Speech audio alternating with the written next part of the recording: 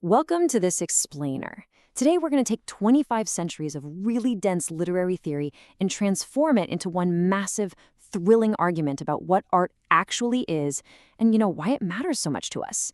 Because whether you're just a casual reader or a total die-hard literature fanatic, every single time you judge a book or a movie, you are actually participating in a debate that's been raging literally since ancient Greece. So here's our roadmap for today. We'll start with the Greek masters' quarrel, move into the triumph of classicism, check out the Romantics and Victorians, dive into the age of interrogation, and finally, synthesize it all by reading Hamlet. Just to give us a quick temporal sense of where we're going before we get into the weeds, we are charting some massive pendulum swings in human thought here. We're traversing all the way from the 5th century BCE right up to the 20th century. It's basically a story of eras constantly rebelling against and then building upon one another. And notice how these aren't just dates, they really represent massive shifts in how we as human beings understand reality, truth, and imagination.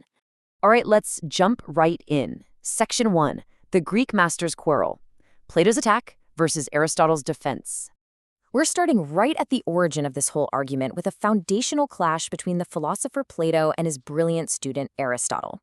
Now, right at the center of this debate is a concept called mimesis, which simply put just means imitation or representation. And honestly, this is going to be our narrative anchor for the entire 2.5 millennia debate. The fundamental question they're asking is this: when an artist creates a piece of art, what exactly are they imitating? And more importantly, is that imitation a good thing or is it a dangerous lie? Well, Plato believed the physical world was just an imperfect copy of these eternal forms. So to him, art was literally a copy of a copy, 3 steps removed from the actual truth. It's wild, but he actually wanted poets completely banished from his ideal state. Seriously, the ultimate ancient cancel culture.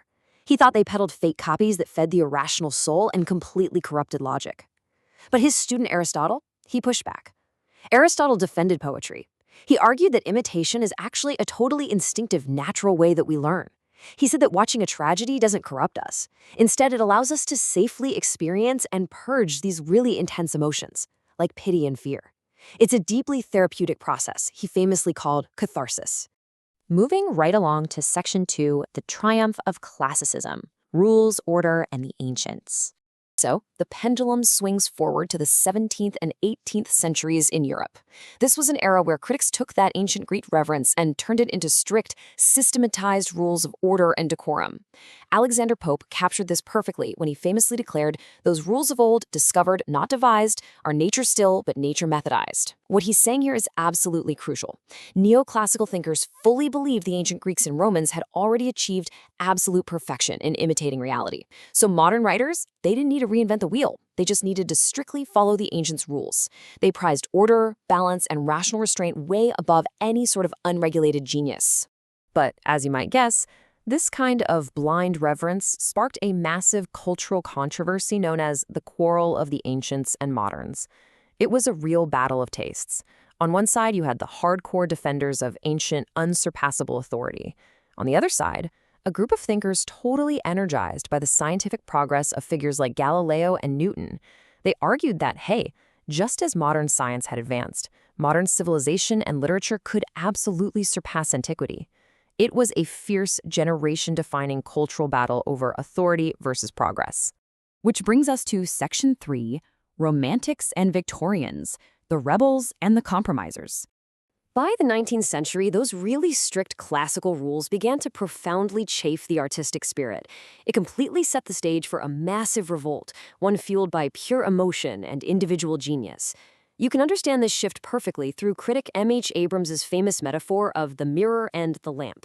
See, for the neoclassicists, art was just a passive mirror, right? Merely reflecting objective external nature. But for the Romantics, no way. Art was a glowing lamp. It was actively projecting the individual artist's unique inner light and visionary imagination out onto the world. A real game changer.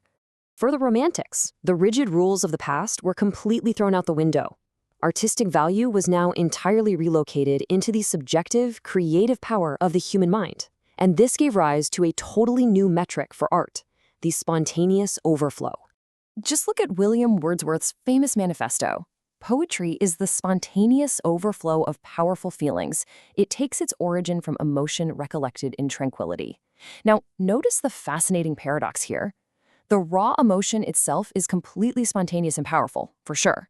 But the art itself, that's deliberately shaped later, during a moment of calm reflection. It's an organic, living process now, rather than just a mechanical one. However, society was changing incredibly rapidly. As the Industrial Revolution, urban poverty, and widespread religious doubt swept through 19th century society, a new era emerged that we call the Victorian Compromise. Victorian critics like Matthew Arnold were basically panicking at the profound fragmentation of society.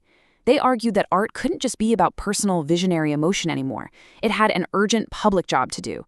It had to actively provide moral instruction and cultural cohesion in what felt like a deeply chaotic world. And so, the pendulum swings yet again. We crash from the romantic celebration of the rebellious, highly individualistic imagination directly into the Victorian anxiety about fixing a broken society. They wanted art to have moral purpose and social responsibility. The Victorians desperately wanted touchstones of excellence to kind of guide a troubled age.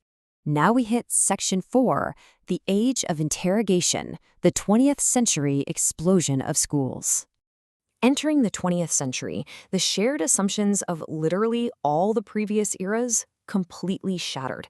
Criticism just exploded into competing, highly analytical schools that aggressively interrogated the text, the author, and the very nature of meaning itself. First up were the Russian formalists. They essentially ignored historical and moral contexts entirely. They focused purely on the mechanics of attack. And they pioneered this brilliant concept called defamiliarization, which is the artistic technique of presenting familiar, everyday objects in incredibly strange, difficult ways. The formalist Viktor Shklovsky argued that art's true purpose isn't moral instruction or emotional overflow. Not at all. It is simply to snap us out of our automated, robotic habits so we can actually feel and experience life again. As he famously put it, the technique of art is to make objects unfamiliar, to make forms difficult. The purpose of art is, quite literally, to make the stone stony again. The Age of Interrogation essentially became this chaotic battleground of wildly different questions. Formalism and New Criticism, for example, looked purely at the text and completely ignored the author. Psychoanalytic criticism, well, they looked at the text as a deeply repressed symptom of the author's unconscious desires. And Marxist criticism looked at the text through the lens of socioeconomic class, seeing the author as a historically situated agent reflecting material struggles. The big takeaway here, meaning wasn't just one static thing anymore. It depended entirely on the tools you used to dig for it.